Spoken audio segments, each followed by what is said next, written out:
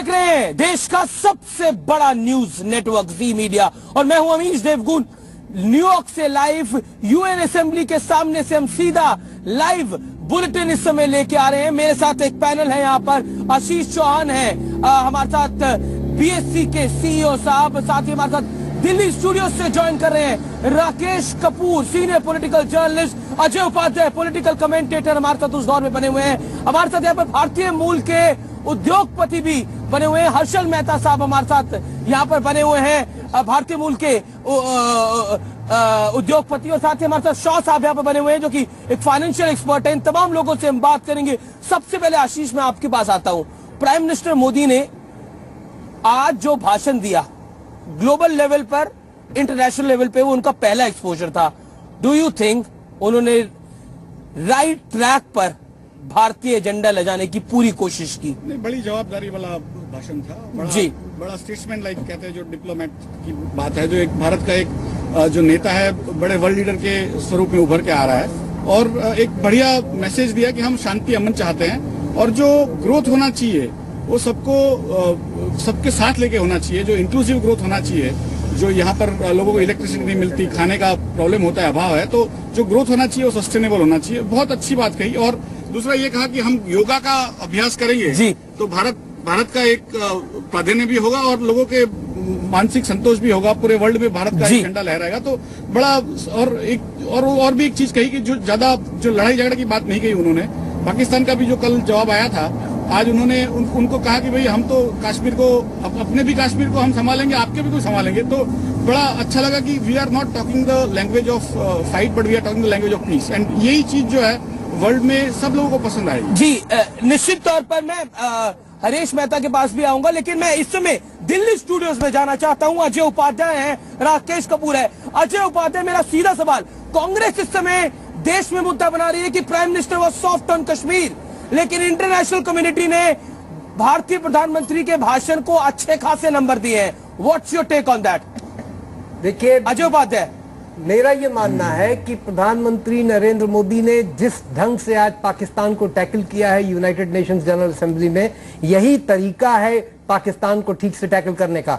पाकिस्तान बार बार चाहता है कि भारत कहीं न कहीं उसके उस साजिश में फंस जाए जिसमें कि यूनाइटेड नेशंस में वो कश्मीर का जिक्र करता रहे। और मुझे लगता है कि नरेंद्र मोदी ने जिस ढंग से पाकिस्तान के पूरे मुद्दे को कश्मीर के मुद्दे से डिसएंगेज करते हुए केवल टेररिज्म और टेररिज्म के उसमें डाला है, पनाहगार के रूप में डाला है, वही उसका सही जवाब है। एक चीज। दूसरी चीज ये है कि मैं ये भी ध्यान दिलाना चाहूंगा कि अब पूरी दुनिया हमको पाकिस्तान एग्नोस्टिक फॉरेन पॉलिसी के तौर पे देखती है। कोंडोलिजा राइस किसी जमाने में जब नेशनल सिक्योरिटी एडवाइजर थी अमेरिका की, तब उन्होंने इस चीज को डिसएंगेज किया था और ये कहा था कि भारत और पाकिस्तान को एक साथ नहीं देखना चाहिए, भारत के साथ विदेश नीति अलग होनी चाहिए और पाकिस्तान के साथ विदेश नीति अलग होनी चाहिए। मुझे लगता है चीन भी कुछ उसी ढंग से बात कर रहा है।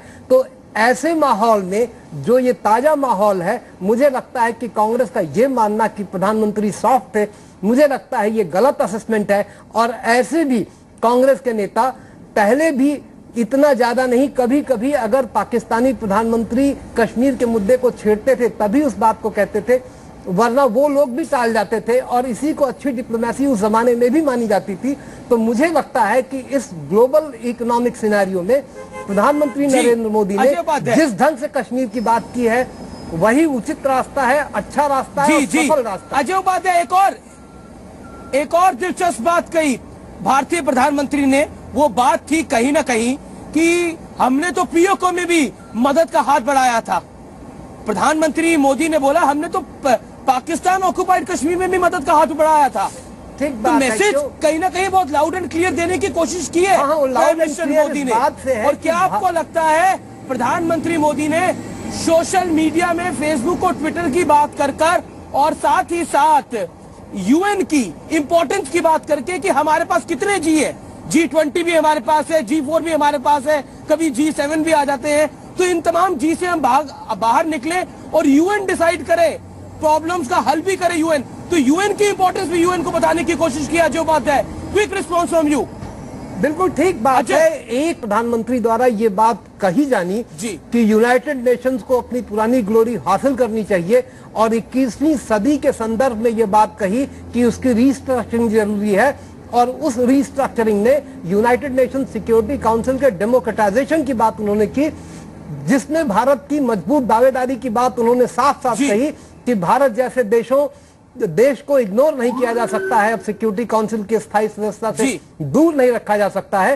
तो ये जो बातें नरेंद्र मोदी ने कही हैं, ग्लोबलाइजेशन की बात की है, कलेक्टिव लीडरशिप की बात कही है टेररिज्म के अगेंस्ट में, तो मुझे लगता है कि नरेंद्र मोदी ने आज जिस ढंग का रास्ता अपनाया है और उन्होंने ये कहा कि अगले साल जब हम इकट्ठा होंगे यूनाइटेड नेशंस जनरल असेंबली की इस मीटिंग में, तो शायद हम यूनाइटेड नेशंस जनरल असेंबली का और यूनाइटेड नेशंस का एक नया रूप भी देख सकेंगे। और 2015 के एजेंडा की जो बात कही है, मुझे लगता है कि बहुत ही सार्थक बातें कही हैं उन्होंने। हरीश मेहता हमारे साथ हैं, भारतीय मूल के उद्योगपति हैं यहाँ पर और बहुत काम कर रहे हैं। मेहता साहब, आप यूएन असेंबली में आए प्रधानमंत्री मोदी का भाषण सुनने के लिए, इससे पहले किसी प्रधानमंत्री का भाषण सुना यूएन असेंबली में? नहीं, कभी नहीं गए। अमेरिका में 20 साल से रह रहे मोदी जी का ही भाषण सुनने गए थे। क्यों? हम लोग शार्लेट से आए थे क्योंकि बहुत सारी उम्मीदें लगी हुई है मोदी जी के साथ, और ऐसे लग रहा है कि अगले 100 दिन में, आखिरी 100 दिनों में उन्होंने इतना काम करके दिया है कि काफी एनआरआई लोग फास्ट ट्रैक पे चले गए हैं और काफी काम हो रहा है। पहले खाली बातें हो रही थी, अब काम हो रहा है। ये फर्क है मोदी। क्या काम होता है वो आपको दिखता है मेहता साहब? मैं स्ट्रेट क्वेश्चन टू यू, क्या आपको लगता है प्राइम मिनिस्टर मोदी डिफरेंट कर रहे हैं जो डॉक्टर मनमोहन सिंह नहीं कर रहे थे? पहले ऐसे था कि 3 साल पहले हम लोग हमारी कंपनी को इंडिया ले जाने चाह रहे थे तो बातें के लिए पैसे लग रहे थे, अभी काम के लिए पैसे नहीं लग रहे और काम हो रहा है। पहले पैसे आगे आ रहे थे, यानी आपको रेड टेपिज्म का सामना करना पड़ा, रेड कार्पेट मिल रहा है? बहुत करना पड़ा था 3 साल पहले, अब लग रहा है। अभी मैं 1 महीने पहले आया था और उन्होंने सबने बताया, और अब मैं मोदी जी को इस बार फिर मिला और ऐसे लग रहा है कि हमारा काम सही फास्ट हो जाएगा। चलिए, मेरे साथ ये जो पूरा पैनल है, ये पूरा इकोनॉमिक पैनल है, ये बिजनेस पैनल है जो कि बाजार को भी समझता है और इकोनॉमिक्स को भी समझता है। और दिल्ली में मेरे साथ पॉलिटिकल पैनल बना हुआ है जो कि अंतर्राष्ट्रीय और राजनीति को समझता है, वो बड़ा महत्वपूर्ण है। शाह साहब की बात चलता हूं मैं। सत्य शाह साहब है, फाइनेंशियल एक्सपर्ट है। सत्य Shah, do you think Bharat के अंदर सब कुछ ठीक हो रहा है या आपको लग रहा है ठीक करने की कोशिश हो रही है, या फिर सिर्फ बातें बड़ी बड़ी हो रही है? I like Modi's leadership. He's the prime minister of the second world's largest democratic country. He's doing right thing. He wants development. He wants job growth, and he wants to stop terrorism. जी, क्या आपको लगता है terrorism की बात कर और terrorism को control करके प्रधानमंत्री मोदी ने एक स्ट्रॉन्ग मैसेज इकोनॉमिकली भी देने की कोशिश की है कि जब किसी देश में आतंकवाद ही समस्या रहेगा तो वो इकोनॉमिकली ग्रोथ कैसे कर सकता है, वो डेवलप कैसे कर सकता है? With the terrorism, a country cannot progress because they are going to withhold the progress. So therefore, Modi is doing right message.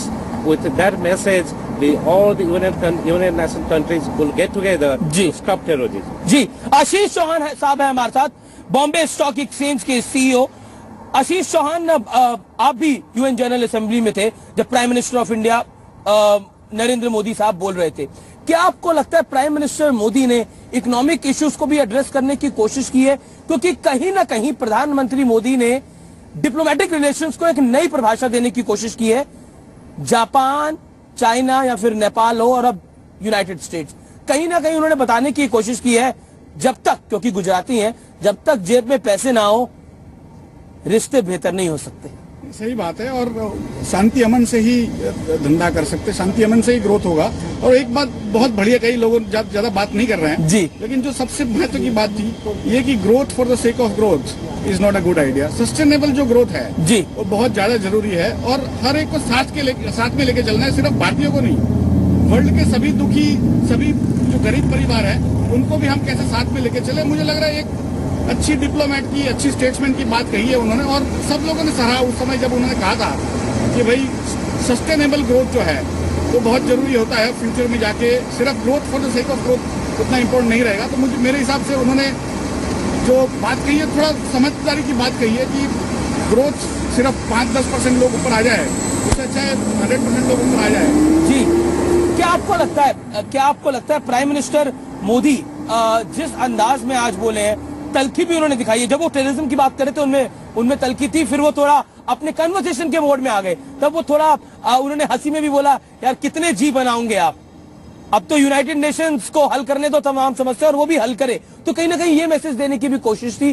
क्या आपको लगता है कि प्राइम मिनिस्टर मोदी का पहला अंतर्राष्ट्रीय स्तर का ये भाषण बेहतर था या और बेहतर हो सकता था? नहीं, I think it could not have been better. This is the best sort of framework that has come from. आपको लगता है हर पहलू कवर करा प्राइम मिनिस्टर मोदी ने? Broadly everything has been covered. और जो उन्होंने कहा, जैसे यूएन का खुद का जो स्तर है नीचे आ गया, उसका जो इम्पोर्टेंस नीचे आ गया, उसको कैसे बढ़ाया जाए, उसमें जो भारत का अपना इम्पोर्टेंस है यूएन के अंदर, हालांकि यूएन का खुद का इम्पोर्टेंस कम हो गया और भारत का इम्पोर्टेंस बढ़ गया है, लेकिन उसके अंदर जो सिक्योरिटी काउंसिल है उसमें भारत का कैसे होद्दा बढ़ाया जाए और उसको सबको साथ संग लेके कैसे चाहे। जी जो है, मुझे लगा वो एक्चुअली जी की तरफ इशारा था जी, लेकिन जो G20 G7 वगैरह जो है वो भी भारत को आज अपने में एक इंक्लूड कर रहे हैं जी, बट उनका एक था कि जो एक्सक्लूड हो रहे हैं, भारत तो अभी इंक्लूड हो गया, भारत तो अभी वर्ल्ड की तीसरी बेहतरीन सत्ता के रूप में उभर के आया हुआ है, लेकिन फिर भी बाकी जो पिछड़े हैं उनको कैसे साथ में लेके चले, वो उनका एक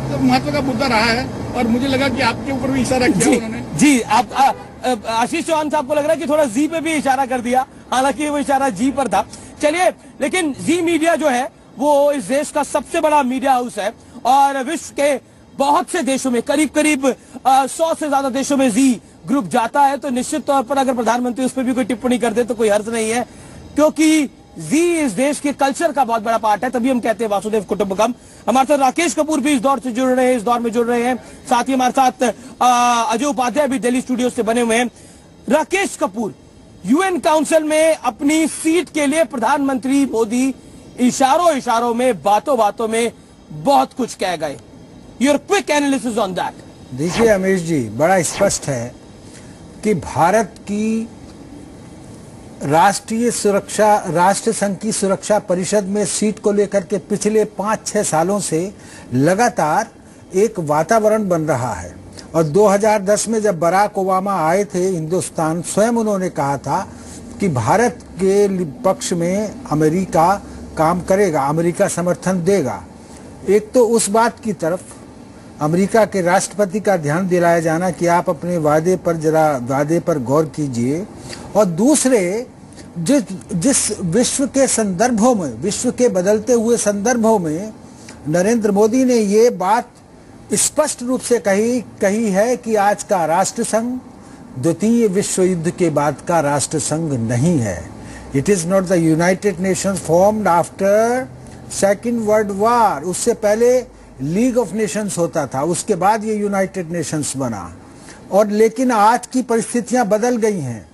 विश्व का बैलेंस, आर्थिक क्षमताएं किन देशों के पास हैं, किस क्षेत्र में हैं, ये पूरा तरीके से देखना है। और विश्व के आय स्रोतों को केवल कुछ राकेश कपूर, कुछ देश, प्रधानमंत्री मोदी ने अपने यूएन के भाषण में एक और बात कही कि अगर कोई डिसीजंस होने हैं तो वो 4 देश मिलके ना कर लें, इसमें तमाम देशों की भागीदारी हो, जिन देशों पे इनका इम्पैक्ट करा उनकी भी भागीदारी हो। क्या आपको लगता है कहीं ना कहीं मैसेज था कि अब सिर्फ 4 देशों से बात करके काम नहीं चलेगा, अब बात हमसे भी करनी होगी? हाँ अमीश जी, यही बात आपने बिल्कुल सही बात कही है आपने।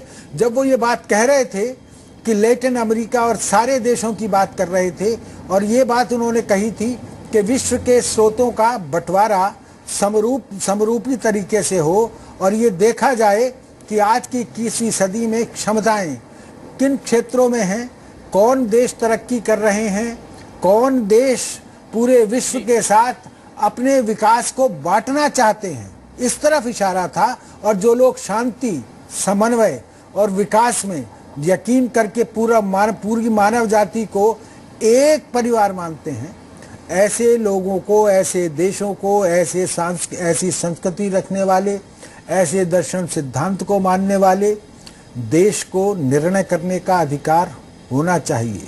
नरेंद्र मोदी का स्पष्ट, और उसमें उन्होंने बहुत सारी बातें मिला दी और अंत में आकर के कहा कि जो देश विश्व शांति, समन्वय और सहयोग में यकीन करता है उसे निर्णय करने का भी अधिकार मिलना चाहिए। ये मुख्य बात रही। और ये इतनी खूबसूरती उन्होंने वासुदेव कुटुंबकम की भी बात कही। उन्होंने बोला world is our family is one family. मैं आपसे जानना चाहता हूँ, क्या लगता है आपको मेहता साहब की एक बड़ी इंपॉर्टेंट बात कही प्राइम मिनिस्टर मोदी ने कि अभी भी बेसिक कम्युनिटीज नहीं है विश्व में कई लोगों के पास।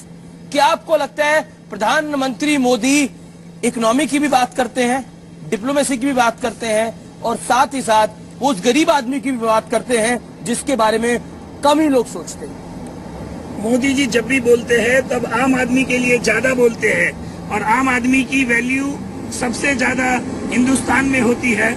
और मुझे ऐसा लग रहा है कि आज की यूएन में भी उन्होंने बता दिया कि हम लोग को योगा दिन रखना चाहिए। योगा आम आदमी भी कर सकता है, इसलिए ऐसा नहीं है कि हर देश वाले करने, लेकिन हर किसी के हिसाब से मोदी जी आम आदमी का सबसे ज्यादा सोचते हैं। जी, क्योंकि प्राइम मिनिस्टर मोदी इस दौरे में, आशीष आपसे मैं जानना चाहूंगा, कई इन्वेस्टमेंट बैंकर से भी मिल रहे हैं और करीब 20 के करीब ऐसी 1-to-1 मीटिंग्स है एंड कहीं ना कहीं वो ग्लोबल पर्सपेक्टिव इंडिया में इन्वेस्टमेंट का अच्छा करना चाहते हैं। वो फंड्स को मैसेज देना चाहते हैं, वो जो लोग इंडिया में पैसा लगाना चाहते हैं, इन्वेस्टमेंट करना चाहते हैं, उनको मैसेज देना चाहते हैं, come and make in India, come and invest in India.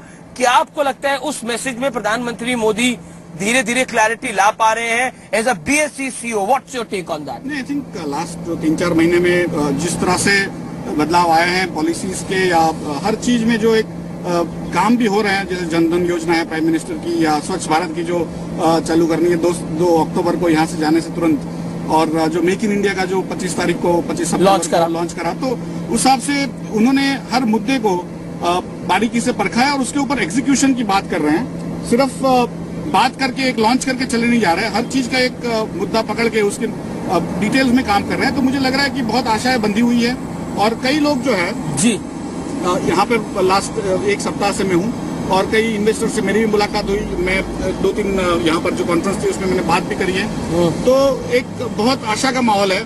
कई लोग जो सोचते थे कि ब्राजील और इंडिया दो जो कंट्रीज है बहुत आगे आने वाले अगले 6 साल में, लेकिन जो भारत ने इस गवर्नमेंट को जिस तरह से एक भारी बहुमति दी है उससे उन लोगों का कॉन्फिडेंस बहुत बढ़ गया है। क्या आपको लगता है इंडिया में इन्वेस्टमेंट सेंटिमेंट भी बेटर होगा, not only in stock market overall? नहीं, हम तो जो काम कर रहे हैं वो basically India has to create jobs. अगले 20 साल में भारत में 30 करोड़ नए जॉब खड़े करने की आवश्यकता है। हर साल हमने 1.5 करोड़ नए जॉब्स क्रिएट करने हैं। तो वो जो जॉब्स क्रिएट होने हैं तब भारत की प्रगति होगी, भारत का विकास होगा, हर नागरिक का विकास होगा और वो स्टॉक मार्केट के माध्यम से ही होगा। क्योंकि जो स्टॉक मार्केट होता है वो सेविंग्स जो होती है एक कंट्री में उसको एक चैनलाइज करता है प्रोडक्टिव इन्वेस्टमेंट के रूप में, और बाकी जो नॉन प्रोडक्टिव इन्वेस्टमेंट होते हैं जैसे गोल्ड है, सिल्वर है, रियल एस्टेट है, उसमें आपको प्रोडक्शन नहीं मिलता, उसमें आपको आमदनी नहीं मिलती, आपको नौकरी नहीं मिलती।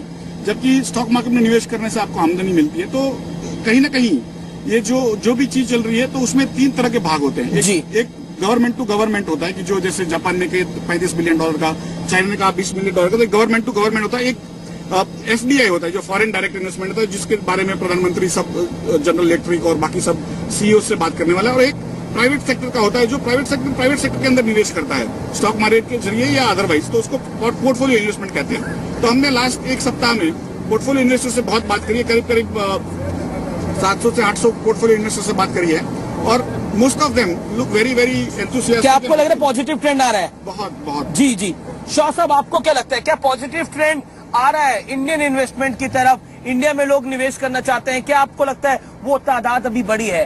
क्या हम खुल के कह सकते हैं? Yes. With Modi coming, people are having more confidence to invest in India, and also, in my opinion, US and India should work together because to make it. आप इसलिए तो नहीं बोल रहे क्योंकि आप एक लीडिंग इंडियन चैनल के साथ खड़े हैं, इसलिए तो नहीं ये बात बोल रहे? No, because India needs energy, and US will have surplus of energy in about a couple of years. To make in India needs energy, and US and India and infrastructure also. Yes, India and US could work together, so both countries would benefit. जी चलिए, अजय उपाध्याय, मैं आपसे एक बड़ा important सवाल पूछना चाहता हूँ। क्या आपको लगता है, क्योंकि अभी यहाँ पे इन्वेस्टमेंट सिनेरियो की बात हो रही थी, प्रधानमंत्री मोदी अपने आप को ग्लोबल लीडर भी दिखाने की भरपूर कोशिश कर रहे हैं? What's your view on that? निश्चित तौर पे कई प्रधानमंत्रियों को कवर करा है, उनको देखा है। अजय उपाध्याय, निश्चित तौर पे मुझे लगता है कि जिस ढंग से आज उन्होंने जिस कॉन्फिडेंस के साथ यूनाइटेड नेशंस जनरल असेंबली को एड्रेस किया उससे ये बात साफ जाहिर है कि वो अपने को एक ग्लोबल लीडर के रूप में स्टैब्लिश करना चाह रहे हैं, क्योंकि जो बातें उन्होंने रखी हैं आज, सस्टेनेबल डेवलपमेंट की बात हो, पूरी दुनिया में कॉमन बट डिफरेंशिएटेड अप्रोच की बात हो, इन्वेस्टमेंट की, फंड और टेक्नोलॉजी की, तो ये जो सारे इश्यूज हैं, ये सारे इश्यूज इस बात को दर्शाते हैं कि वो एक ग्लोबल ढंग से सोचते हैं। और उस यूनाइटेड नेशंस को जिस तरह से उन्होंने आज झकझोरा है, मुझे लगता है कि बहुत कम लोगों ने ये काम किया है कि 69th ईयर में और जब ये 70वें साल में प्रवेश कर रहा है, तो इन सारी चीजों को कहना, मुझे लगता है यूनाइटेड नेशंस ने जब अपनी 50वीं वर्षगांठ की थी तो मैं वहां था यूनाइटेड नेशंस में, और तब के बाद फिर हमको इस जोरदार ढंग से यूनाइटेड नेशंस के रीस्ट्रक्चरिंग की बात अब सुनाई पड़ी है जो नरेंद्र मोदी ने उठाई है। तो मुझे लगता है कि नरेंद्र मोदी कहीं ना कहीं अपने को इस ग्लोबल इशू के और यूनाइटेड नेशंस के इस रीवैम्प के एक बड़े लीडर के रूप में इमर्ज करना चाहते हैं। जिस ढंग से उन्होंने G8 और G20 की धत्ता बताई है यूनाइटेड नेशंस जनरल असेंबली के फ्लोर से, मुझे लगता है ये बहुत ही सिग्निफिकेंट स्टेटमेंट है, और इसको भी उसी पर्सपेक्टिव में देखा जाना चाहिए कि G-all या G1, तो G-all का जो मतलब है वो ये कि यही यूनाइटेड नेशंस है जो दुनिया का भला कर सकता है, उद्धार कर सकता है, ठीक ढंग से कॉमन प्रोग्राम्स को लागू कर सकता है, टेररिज्म के अगेंस्ट में भी खुल के खड़ा हो सकता है। और जहां तक इस बात का सवाल है कि भारत की उसमें क्या भागीदारी होगी, तो उन्होंने साफ साफ ढंग से कहा कि यूनाइटेड नेशन सिक्योरिटी काउंसिल का डेमोक्रेटाइजेशन होना चाहिए, उसका प्रजातंत्रीकरण होना चाहिए, उसमें एशिया के और मेंबर शामिल होने चाहिए, और भारत की दावेदारी को बहुत ही जोरदार ढंग से पेश किया है। अजय, मैं यहां पर एक ब्रेक ले रहा हूं, लेकिन ब्रेक पे चलते चलते जब प्रधानमंत्री मोदी बोलना बंद करा, जब उन्होंने अपने भाषण का समापन करा, उसके बाद यूएन जनरल असेंबली में तालियों की गड़गड़ाहट थी, और कहीं ना कहीं जहां पर इंडियन कंटिंजेंट बैठा हुआ था वहां से स्टैंडिंग ओवेशन भी थी इंडियन प्राइम मिनिस्टर के लिए, और तालियों से लबालब भर गया था यूनाइटेड नेशन जनरल असेंबली का वो हॉल। आइए आपको उन शॉट्स के साथ हम छोड़ जाते हैं और एक छोटा सा ब्रेक ले लेते हैं। न्यूयॉर्क से लाइव, यूएन जनरल असेंबली से लाइव इस समय हम आप तक ये तमाम खबरें लेके आ रहे हैं, क्योंकि आज प्रधानमंत्री ने यूएन में कहा है हिंदी में जय हो। नमस्ते।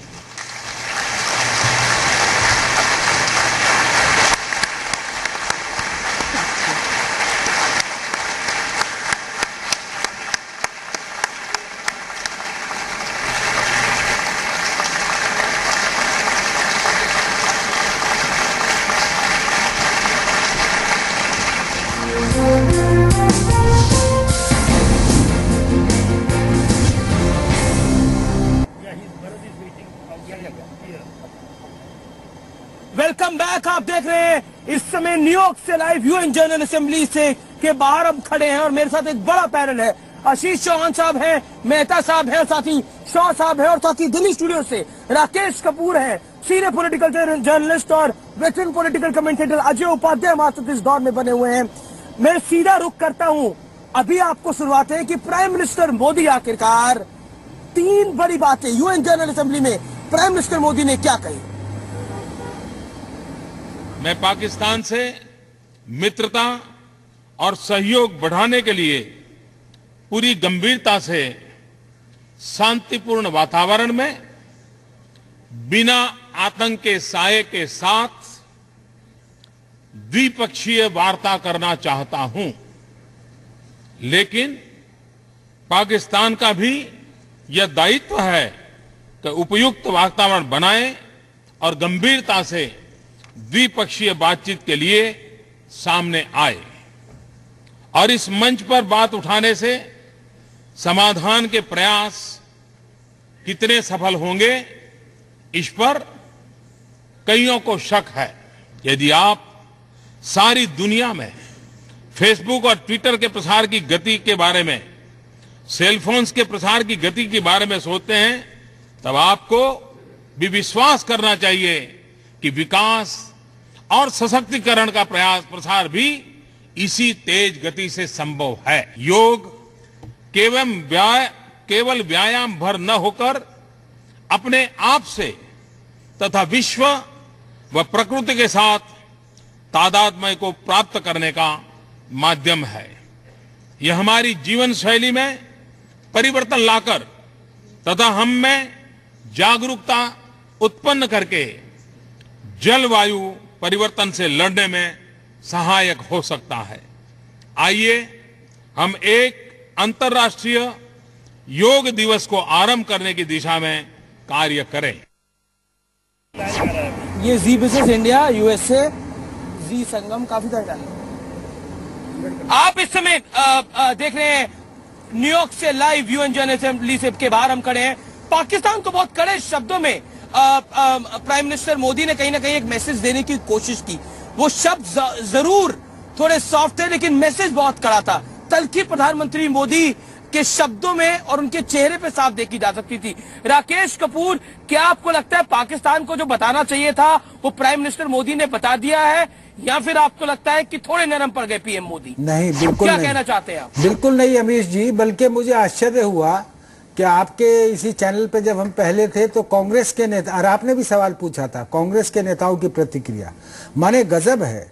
वो कांग्रेस पार्टी किस प्रकार से कह सकती है कि जब हमने 26 नवंबर 2008 के मुंबई आक्रमण के बाद पाकिस्तान को पूरी दुनिया में अकेला खड़ा कर दिया और उसे आतंकवादी देश घोषित होने के कगार पर लाकर खड़ा कर दिया, तो उसके 2 महीने बाद हमारे प्रधानमंत्री कांग्रेस के नेता डॉक्टर मनमोहन सिंह ने ईरान के शर्म अल शेख में घोषणा कर दी कि जैसे हम आतंकवाद के शिकार रहे हैं वैसा ही पाकिस्तान भी है। ये नीतिगत परिवर्तन है नरेंद्र मोदी का। राष्ट्र संघ में दिया गया बयान पाकिस्तान की हैसियत पूरी दुनिया को बताता है। इसीलिए कश्मीर का नाम नहीं लिया नरेंद्र मोदी ने और कहा कि ये व्यक्ति पाकिस्तान का प्रधानमंत्री जो कल यहाँ बात कह करके गया है वो अपनी ही बात को काट कर गया है, क्योंकि 1972 में शिमला समझौते में कश्मीर भारत और पाक के बीच का द्विपक्षीय मसला, इसलिए उन्होंने कहा कि इस मंच पर बात उठाने से कोई बात बनेगी, इसमें कुछ लोगों को शक है। और दूसरी बात जो बहुत महत्वपूर्ण कही जी, उन्होंने साफ ये बात कही कि कोई भी एक देश पूरे देशों के कोई भी एक देश या कुछ देशों का समूह दुनिया का भाग्य तय नहीं कर सकता है। ये सीधा स्पष्ट रूप से भारत की चेतावनी है कि दुनिया बदल रही है, दुनिया का बैलेंस बदल रहा है, विश्व की व्यवस्था बदल रही है, विश्व का शक्ति संतुलन बदल रहा है। कोई देश अपने आप को स्वघोषित दरोगा न समझे। ये नरेंद्र मोदी का संदेश है, महत्वपूर्ण संदेश। जी जी, लेकिन अजय उपाध्याय, क्या आपको लगता है कि प्राइम मिनिस्टर मोदी, क्योंकि काफी इंटरनेशनल एक्सपर्ट्स ऐसा मान रहे हैं कि प्राइम मिनिस्टर मोदी ने ग्लोबल लेवल पे इंडिया का वजन बढ़ाया है इंटरनेशनल लेवल के ऊपर? अजय उपाध्याय, बिल्कुल ठीक बात है। जो पूरा का पूरा भाषण है, उस भाषण में जिस ढंग से उन्होंने सारे पॉइंट्स को डिलिनिएट किया है और वो मेन रूप जो मुख्य बात वो कह रहे थे वो सस्टेनेबल डेवलपमेंट की बात कह रहे थे। जब उन्होंने कहा कि दुनिया में 1.3 बिलियन लोग ऐसे हैं जिनके पास सैनिटेशन नहीं है, बेसिक सैनिटेशन की फैसिलिटी नहीं है, 1.1 बिलियन लोग हैं जिनके पास रहने को ठीक से घर नहीं है। तो ये जो सारी चीजें हैं, इन सारे मुद्दों पे जो उन्होंने ध्यान आकर्षित किया है, जिसका बेसिक थ्रस्ट ये था कि इक्विटेबल डिस्ट्रीब्यूशन जो फंड और टेक्नोलॉजी है दुनिया में ये होना चाहिए, जिससे कि गरीबी के साथ जी रहे दुनिया के तमाम लोग, उनका कहीं ना कहीं इस ढंग से उन्मूलन हो इस गरीबी का, ताकि वो सब बराबरी की हैसियत पे आ सके। तो मुझे लगता है कि एक बड़े एजेंडे के साथ हो गए, उन्होंने अपनी सारी बातों को कहा। और जो उन्होंने ये ग्लोबल कन्वेंशन की डिमांड की ऑन टेररिज्म, अगेंस्ट टेररिज्म, मुझे लगता है ये भी एक बहुत बड़ी चीज है, क्योंकि भारत पहले भी इस बात को कहता रहा है। लेकिन मुझे लगता है कि अब समय आ गया है जब पूरी दुनिया में टेररिज्म के खिलाफ एकजुट होकर लड़ने की आवश्यकता जैसी आज है शायद पहले कभी नहीं थी। उन्होंने उस कहानी के रूप में बताया कि 20 साल पहले जब मैं टेररिज्म के बारे में बात करता था तो बात लोग कुछ और पूछते थे, लेकिन आज सभी मान रहे हैं कि ये टेररिज्म का जो मुद्दा है ये सबसे बड़ा मुद्दा है हमारे सामने और विश्व की शांति और समृद्धि के लिए सबसे बड़ी चुनौती है। तो जब तक इस चुनौती का ठीक ढंग से सामना नहीं होगा तब तक बाकी सारी चीजें बेमानी हो जाएंगी, बाकी सारी मेहनत बेमानी हो जाएगी। और इसलिए इस टेररिज्म से लड़ने के लिए ये जरूरी है कि ऐसे देशों को भी ठीक से समझाया जाए जो इस टेररिज्म के पनाहगार हैं। जी चलिए, मेरे साथ यहाँ पर आशीष चौहान साहब भी हैं, मेहता साहब भी हैं। दो चीजें प्राइम मिनिस्टर मोदी ने सोशल मीडिया पे जो कमेंट करा, क्या आपको लगता है वो अपने आप में काफी था? और बार बार प्रधानमंत्री एक बात कहते हैं कि आजकल देश का युवा गूगल गुरु का चेला है और उसको पता है देश उसको क्या करना है। क्या आपको लगता है message was loud and clear? And basically his own style is to reach out to people directly. जी जैसे आज भी कर रहे हैं, लोगों को डायरेक्टली रीच आउट कर रहे हैं और स्वाभाविक है जो टेक्नोलॉजी की सुविधा उपलब्ध हुई है उसका ज्यादा से ज्यादा उपयोग करें और लोगों को एक मैसेज पहुंचाए। हर जो भी मैसेज पहुंचाना है जी डायरेक्टली विदाउट एनी इंटरमीडिएशन पहुंचाए और अच्छी बात कही है। जी जी चलिए, शाह साहब मैं वेरी क्विकली आपका रिस्पॉन्स देना चाहता हूं क्योंकि आप इन्वेस्टमेंट को देखते हैं, आप फाइनेंस को देखते हैं। क्या आपको लगता है ऐसी तमाम बातें कर कर देश में निवेश लाया जा सकता है? Yes, I like Modi ji because he converted red tape to red carpet. Ji, that's the pro business. Everybody now invest in India. Ji, yes. और Facebook, Twitter, Google, by speaking, Prime Minister Modi ji makes that US and India are now together, and it is the proven track record. I think so. At most in last 35 minutes, more than 1.8 million people have on Facebook read already Modi. I just got the message. So I was just answering that message to the people. So Modi's message is already to 1.8 million people in US who knows that Modi what spoke and what India can do next. क्या आपको ऐसी excitement पहले नहीं देखी? Never. Manmohan Singh came here like 6 years back. It was never happened like that. And Modi ji is changing US thinking for Indian population. Okay, I can guarantee that. Okay. हमारे साथ सुधीर चौधरी भी जुड़ रहे हैं जो कि यूएन असेंबली में उस समय मेरे साथ मौजूद थे जब प्राइम मिनिस्टर मोदी का भाषण चल रहा था। पहला ग्लोबल एक्सपोजर प्रधानमंत्री मोदी का और पहला ग्लोबल भाषण। What's your take Sudhir? मुझे लगता है अमीश की पहला ग्लोबल भाषण था लेकिन बहुत ही देसी स्टाइल में था। जी नरेंद्र मोदी का जो एक अंदाज था, बहुत सारे लोग उम्मीद कर रहे थे कि बहुत इसमें फायर क्रैकर्स होंगे। जी वो तो नहीं था, लेकिन मुझे ऐसा लगता है कि उन्होंने अपना स्टाइल छोड़ा नहीं और उन्होंने दुनिया की बात करते हुए अपने मोहल्ले को उन्होंने नहीं छोड़ा। मैं ये कहना चाहूंगा। और उन्होंने एक लिखा हुआ नीरस बोरिंग भाषण नहीं पढ़ा। इस भाषण के अंदर थॉट था। ये भाषण ये बता रहा था कि जो लीडर उस भाषण को दे रहा है वो लीडर क्या सोचता है, उसकी सोच क्या है। और मैं कहूँगा कि बिल्कुल कन्वेंशन से एकदम हटकर वो भाषण था। चाहे उन्होंने संयुक्त राष्ट्र को क्या करना चाहिए इसकी नसीहत दी, पाकिस्तान का सीधे नाम लेकर बोला। कहने का मतलब he did not mince words at all. जी जैसा सुधीर बता रहे थे कि प्रधानमंत्री मोदी ने कहीं ना कहीं अपने देश को नहीं छोड़ा, अपने देश की छोटी छोटी बातों को नहीं छोड़ा। मैं एक चीज सुधीर जानना चाहता हूं क्योंकि प्रधानमंत्री मोदी ने यहाँ पर सैनिटेशन का मुद्दा भी उठाया और ये बताने की कोशिश की और आतंकवाद का मुद्दा भी उठाया और ये बताने की कोशिश की कि छोटी छोटी बातों से कैसे स्थितियां बदल सकती है। और ये भी बताया कि तमाम फैसले बड़े देश नहीं ले सकते, छोटे देशों की भागीदारी, जिनके लिए डिसीजन हो रहे हैं उनकी भागीदारी रखनी होगी। इस भाषण में अगर आप देखें तो नरेंद्र मोदी ने बताया कि बड़े देश और संयुक्त राष्ट्र जैसे संगठनों का डबल स्टैंडर्ड्स कैसे होते हैं। जी बड़े देशों की हिपोक्रेसी कैसे होती है, ये नरेंद्र मोदी के भाषण में और उनकी टोन के अंदर छिपा हुआ था। और यही इसीलिए उन्होंने जो अभी तक जो सेटअप चलता आ रहा है 69 साल का, क्योंकि अगले वर्ष 70वीं वर्षगांठ है, वो यही कह रहे हैं कि अभी तक आपने जो किया है आपको उसका विश्लेषण करना पड़ेगा, आपको एनालाइज करना पड़ेगा कि आपने सही किया या गलत किया, यूनाइटेड नेशंस कहाँ तक पहुंचा है और यूनाइटेड नेशंस के काम करने के तरीके में आपको बदलाव करना पड़ेगा। देखिए उन्होंने एक साफ एक तरीके से मैं कहूंगा कि चेतावनी दी कि जो देश यूनाइटेड नेशंस में सबसे ज्यादा योगदान करते हैं, अपने सैनिकों को भेजते हैं, जी उन देशों को आप डिसीजन मेकिंग में इन्वॉल्व नहीं कर रहे हो। और यहाँ पर हमारे दर्शकों के लिए जानना जरूरी है कि Bharat United Nations peace keeping missions में सबसे बड़ी संख्या में अपने सैनिक भेजता है। अब तक 1,70,000 सैनिक भारत भेज चुका है और सबसे ज्यादा सैनिक यहीं से जाते हैं। लेकिन नरेंद्र मोदी का दुख ये है कि आप सब कुछ हमसे लेते हो, सैनिक हमसे लेते हो, लेकिन जब फैसला करने की बारी आती है तो आप हमसे राय मशवरा नहीं करते।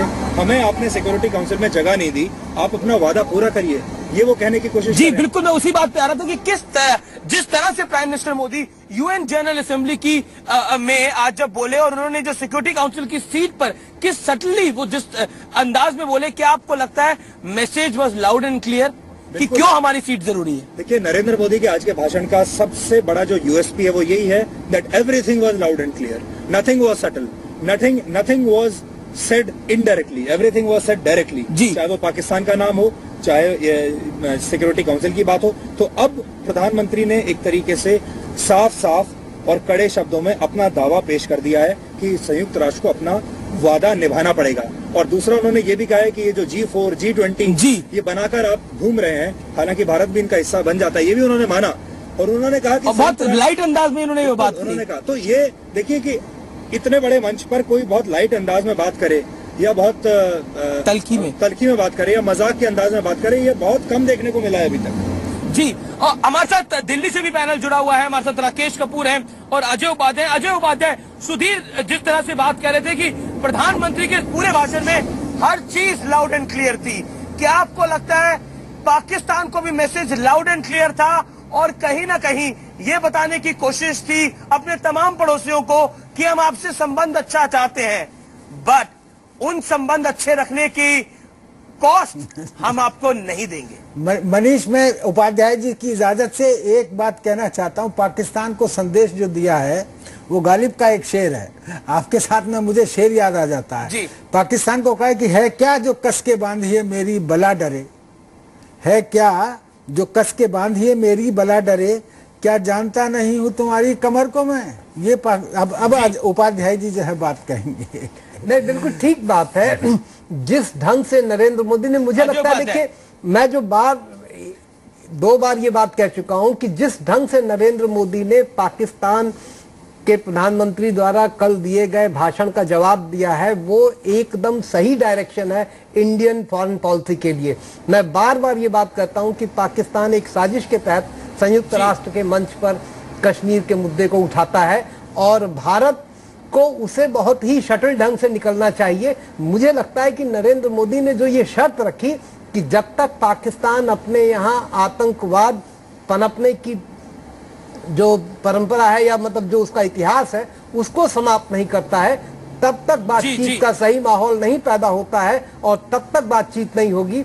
पिछली बार भी जो फॉरेन सेक्रेटरी लेवल की बातचीत थी, हुर्रियत के नेताओं से बातचीत के बाद जिस ढंग से टली थी, मुझे लगता है ये उसी का कंटिन्यूएशन है, उसी पॉलिसी का एक्सटेंशन है। और मुझे लगता है कि नरेंद्र मोदी ने इस बात को बहुत साफ ढंग से कहा है कि पाकिस्तान को सुधरना चाहिए, उसको अपने हालात पे खुद, जिसको कहते हैं कि अब तो खैर पाकिस्तानी नेता खुद अपने हालात पे तरस करते हैं क्योंकि उनकी हालत ऐसी है कि जो सेना चाहे वही प्रधानमंत्री करता है। तो मुझे लगता है कि कहीं न कहीं नरेंद्र मोदी ने बहुत ही साफ ढंग से पाकिस्तान को हिदायत दी है कि अपना घर सुधारो, अपने को ठीक करो और तब पड़ोसी के पास आओ बातचीत करने के लिए। और ये मैसेज बहुत ही सही मैसेज है। जी, चलिए सुधीर, आज तो यूएन जनरल असेंबली में प्रधानमंत्री मोदी साहब का भाषण हो गया, अब मेडिसिन स्क्वायर पे भाषण है। इसी बीच प्रधानमंत्री मोदी 1-to-1 मीटिंग्स कर रहे हैं इन्वेस्टमेंट बैंकर से, बताने की कोशिश कर रहे हैं इंडिया में हम रेड कार्पेट लेकर खड़े हैं, तैयार हैं, आप आइए भारत में निवेश करिए, क्योंकि अगर मेक इन इंडिया का मंत्र पूरा करना है तो इंफ्रास्ट्रक्चर भी चाहिए उसके लिए, और उसके लिए भारत की image as a investment destination बेहतर चाहिए, तो वो कहीं ना कहीं सुधारने की कोशिश है। लेकिन आपको लगता है मेडिसिन स्क्वायर से प्रधानमंत्री मोदी कल क्या बोल सकते हैं? Any guess? मुझे ऐसा लगता है कि जो संयुक्त राष्ट्र में उनका भाषण था उससे बिल्कुल अलग प्रधानमंत्री मोदी का भाषण मेडिसिन स्क्वायर में होगा। और ये जो भाषण होगा ये थोड़ा सा उनका इलेक्शन रैली टाइप भाषण होगा, full of pride, full of enthusiasm, जिसमें वो भारतीयता पर जोर देंगे। और इसमें आपको असल में अगर आपको दिलचस्प एंटरटेनिंग मोदी भाषण सुनना है तो फिर आपको कल मेडिसिन स्क्वायर का भाषण सुनना चाहिए, क्योंकि आज उनके ऊपर बहुत सारी लिमिटेशंस थी, प्रधानमंत्री पद का भार उनके ऊपर था, हालांकि उन्होंने उसमें भी बहुत लिबर्टीज ली, लेकिन जो उनका असली टिपिकल मोदी भाषण जो है वो कल होगा, जिसमें वो असल में अपने स्टाइल में किम छो अमेरिका कहेंगे। जी, चलिए, तो जिस तरह से सुधीर ने बोला कि कल असली प्रधानमंत्री मोदी का भाषण होगा, यानी एंटरटेनमेंट उसमें भरपूर होगा और प्रधानमंत्री मोदी अपने दिल से। यहाँ पर मैं ये कहूंगा कि आज प्रधानमंत्री का भाषण था जी, और कल नरेंद्र मोदी का भाषण होगा जी। तो सुधीर कह रहे हैं आज प्रधानमंत्री मोदी का भाषण था, कल नरेंद्र में वो नेशनलिज्म की बातें करते हैं, वो तमाम बातें होंगी और अमेरिकन इंडियंस को खूब बड़ा मैसेज भी प्रधानमंत्री देंगे। और मैं आपको बता दूं, मैं न्यूयॉर्क की स्ट्रीट पे घूम रहा हूं, बहुत क्रेज है प्राइम मिनिस्टर मोदी का इंडियन कम्युनिटी के अंदर, खासतौर पर youngsters. They want to meet prime minister Modi, they want to greet prime minister Modi. तो कहीं ना कहीं बहुत बड़ा क्रेज है। और साथ ही साथ इसकी सबसे बड़ी कवरेज हम जी मीडिया पे लगातार आपको दिखा रहे हैं, तो आप देखते रहिए जी मीडिया, देश का सबसे बड़ा न्यूज नेटवर्क। नमस्कार, फिलहाल न्यूयॉर्क से इस खास पेशकश में इतना ही। आप तमाम लोगों का बहुत बहुत शुक्रिया, अजय उपाध्याय, राकेश कपूर, आप तमाम लोगों का बहुत बहुत शुक्रिया। मुझे और सुधीर चौधरी को आप यहां से इजाजत दीजिए। नमस्कार।